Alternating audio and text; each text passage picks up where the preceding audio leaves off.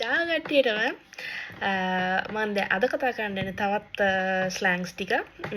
අපි දැන් කියනවා නම් අපි දැන් අර හිනා කාලා මැරුණා අර ඒ වගේ කියන්නේ මාර හිනාවක් ගිය වගේ දේවල් කියනවා නම් අපිට කියන්න පුළුවන් පළවෙනි එක යොම්බෝ දල් රීදරේ. ඒක නම් ඇත්තටම සමානම එකක් මේ හිනා කාලා මැරුණා කියලා අපි කියන්නේ අඩෝ හිනා කාලා මැරුණා ඒ කියන්නේ යොම්බෝ දල් රීදරේ. Te lo giuro කියලා කියනවා.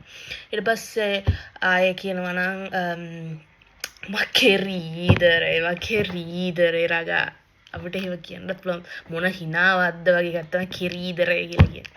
ඊට පස්සේ අපව කියන්න පුළුවන් sto pisciando addosso ma sto pisciando addosso කියලා කියන්න පුළුවන්. කියන්නේ ඒක අතරම sto pisciando addosso කියන එක පාවිච්චි කරනවා මේ පට්ට හිනාවක් කියන මාරම හිනා මට හිනා කාලා එකෙන් කියවෙන්නේ අර ඒක එච්චර කියන්නත් හොඳ නැහැ අර අපි කියන්නේ අර අපි නියන්ගේ අගිච්චු ගියා කියලා වගේ කියන්නේ අර කියන්න පුළුවන් අධික ලෙස බය වුණා කියන එකට නැත්තම් පට්ට හිනාවක් ගිය මට චූයන්ඩලර හිඩා ගියා කියලා කියන්නේ ඒ වගේ එකක් තමයි ඒක එච්චර කියන්න හොඳ නැහැ මට ඉතින් කියන්න බෑ තේරුම like I'm pissing myself කියන එක තමයි ඉංග්‍රීසි වලින් අපි කියන්නේ. ඒක මේ අධික ලෙස බය වීමකට hina යාමකට වගේ පාවිච්චි කරන්න පුළුවන්.